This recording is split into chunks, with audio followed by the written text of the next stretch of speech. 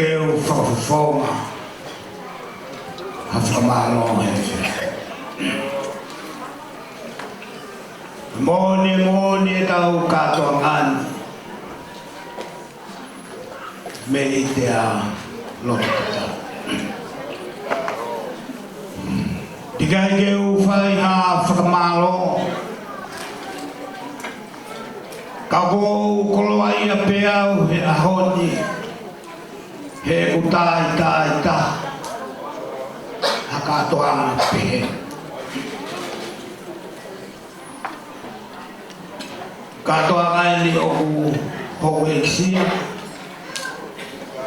Na kuikai ke toi ai hata ke heni pia koe tumu ia o e kufia. Koe kau uho moe elito o loto ana te ko loto pe. Komo pehe ane nai ki a te vita unga koe pehe. Na koe fu katoa ngani koe katoa ngani kau pehe. Paki mui keu koe atu ai whakamao. O kou tamua whakawhika i e tui o e mami. Kama tui pere hake, mongo tahi le princesi, ka maa te rita oma. Homo mea fuoloa heni ke whakakato. Ai loto homo kai nā ke kakato e nā whiwhi. Mahi no pe alipate, o tunga, kau maa maka, ta koe hui ngai ia, e nā ue a fuoloe. Ke whakahonga. Ai ngā aue, moi tuonga o mou tuai, o mouhanga o whai osi kia wene. O whakapolo ai a whiawhikoe. Tau whamalo ia pe, ai nā o kei mena fuoloa, ki tau kau whakata. Tau whakawhita e peke o tua mafi. Ine kei whakatau lang hao whai mai. Whakatau ange kene kei whai mai hono whakataftonga langi. Ki o tahi na princesi. Tau maa tamatu plehake. Tamako te vitau. Whai atu e tau wheohi. Ia toi ka tau la. Ulang maa. Pilang dato. Oi ai fia koe kakato ai tau fifia kakato ai kato ai ai koe fatawa ke fatau lo fu mai ai de kersi fapupu aki ina tolo e fia koe e fatoka u kalupe aki ai melino mo fifia mo ka hau o fono Inglesi. O ia whakamalo te whakawhonga atu ke te botol kone kotoa pe. Lele mai whakawa. Tuawa.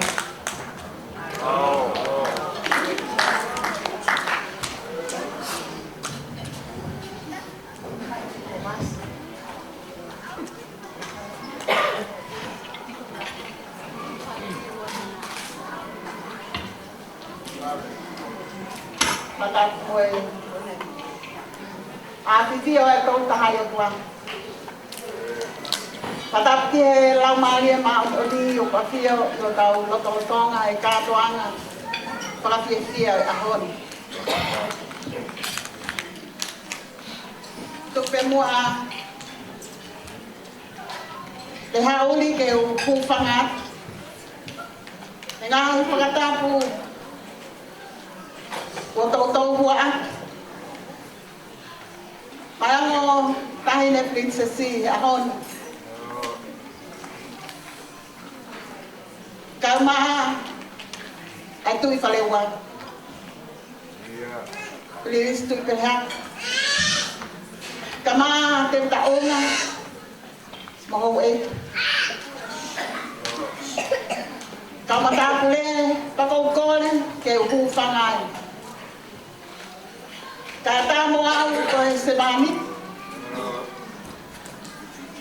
Tau hite ai fu baile. Kai nga lotu ele noa ngata yalu. Siaosi a ponsa fi. Kata mo au ke na tutuni ai pule katonga ke fai lotu. MC tu haku ki fai ngamali. Koe pule koe kātona, koe pule au e horo koe. Mōni pēlea ko tau whanong ki ai. Ko hai tene whakasisi. Ai mau inga ko e. Te moane lea ko tau whanong kia iyo mo oni. Hau e ksia e katoanga. Whau whamin fo o. E ahoni, ka kou whataha mo pule e katoanga. O tahine princess. E kai te mautukuanga le matimoi. Doni te lea se ko pe. E te whauhi mo e otua. Hei kai te tukuanga koe. Kai oua. Ke mo tukuha mau tātua. Ko fia e ahoni. Whamore whaitu una kau whai a pēr i o mohu koe. Nga mau whanonga mai mo Siaosi, o Makeleta i ngā pahuta. Whai te mau teu te. Whai te mau lotu ko hiko e aku koe. Aho moni te koe o ike koe ni koe ahu whakaosia. E mau tala noa. Teu ki a koe. Te au whenui kia te kinaua. O piai haho e ke o mea mai. Te whau whamin fo au mo whai. Kaina princess mele si uta. Nā kulame i te e au. Te ke mea mai. Ka kou oho mai he tari a Siaosi. O mea mai a mele si uta. Mea mai a princess of Fame. Mea mai mo tamatu i whalewang. Mea mai mo te taunga. Oia we Siaosi. Kou toki la me ien. O ku ke fuhau e ki au.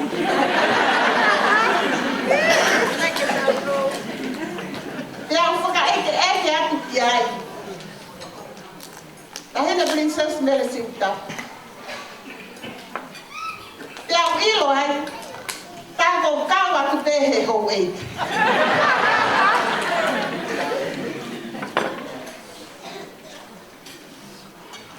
Nane tala mai kia te au.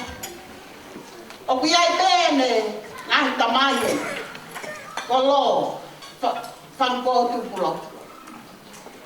Iai mai ngahi whae aptanga. Mo kinau tolu nai lama mai le Amerika. O kinau tolu ia. Nau si ofa mai. Ki ai o te teo e ahokoe. Ko lo nai si lama ki tonga. O whae kuki. Ko ki uhiki pe.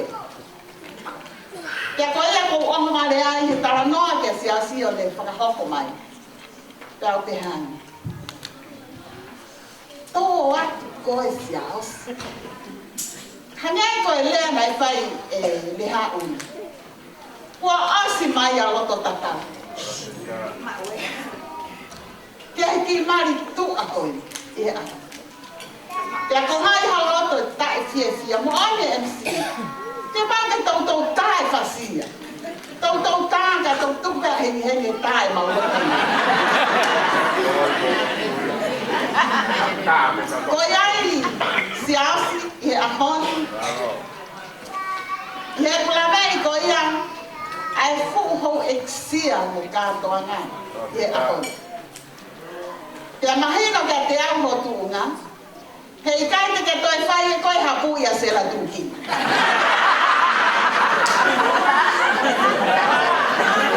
Ko hia ta e ki tau ia se la tuki.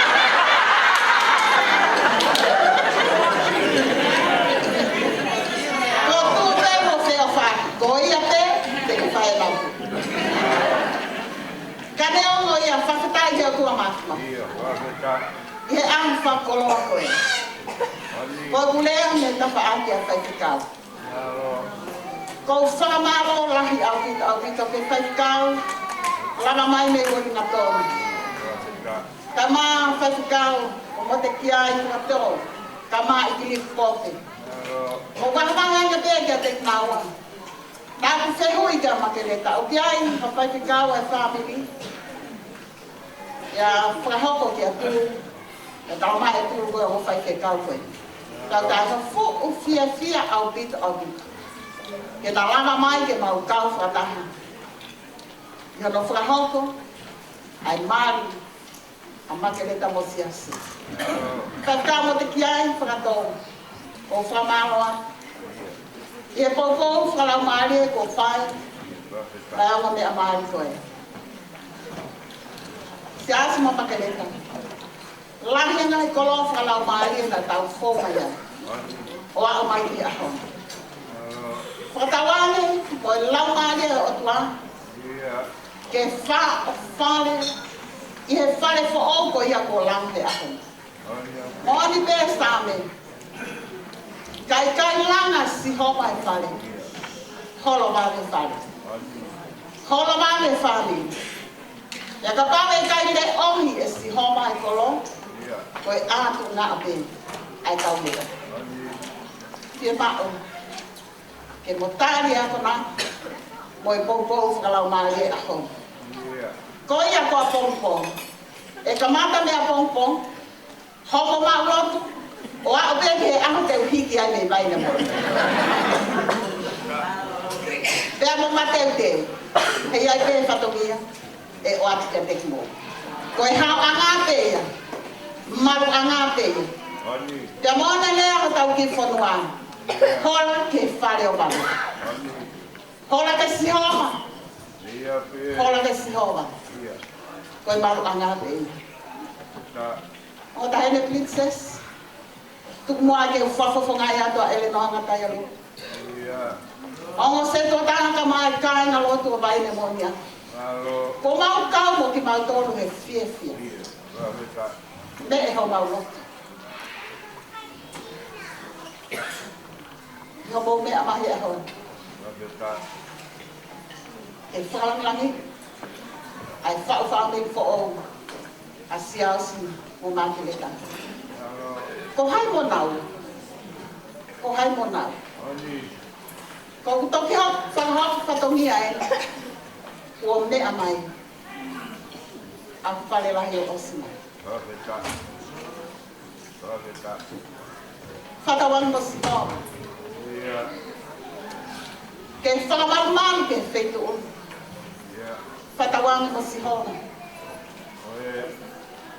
E whakamonu ia ai feito una. O a uhe ngata ana.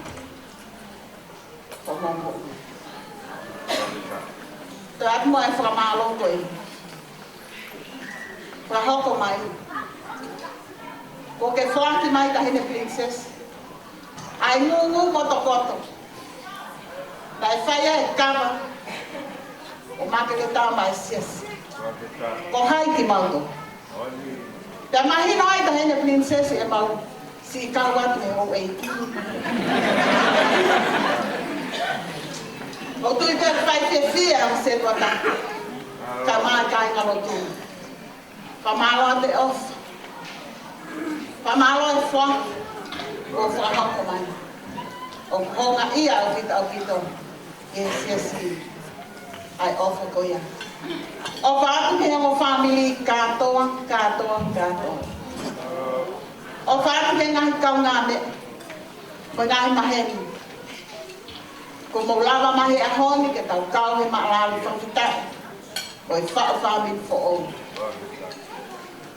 A Siaosi ka maa Makeleta. Kalau vete kahe tolu. Ves tolu mo i wha Siaosi mo Makeleta. E tau tutuka ke a honi. O atu kuan, anga ofa mo whaito tonu. Ha iki naua ki o mo kia. E a tohi, i e tohi anga ho moloto. E ko me aia, te moongo lele iai.